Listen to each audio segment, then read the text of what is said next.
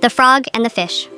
Once upon a time, in a peaceful pond, lived a curious little fish and a wise old frog.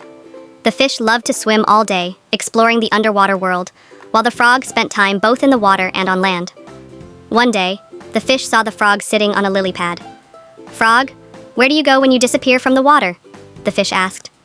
The frog smiled and replied, "I go onto the land, where I can breathe the fresh air and see the world beyond the pond." The fish laughed. "That's impossible. Nothing exists outside this pond. Water is the only world." The frog gently said, "Just because you haven't seen it doesn't mean it isn't real. There is a whole world beyond this pond. Trees, grass, the sun, and even the sky." The fish refused to believe him and said, "I only trust what I see. If I can't see it, it must not exist." The frog didn't argue. Instead, he simply said, "One day you might understand."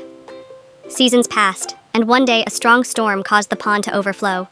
The fish was washed into a small stream that led to a river.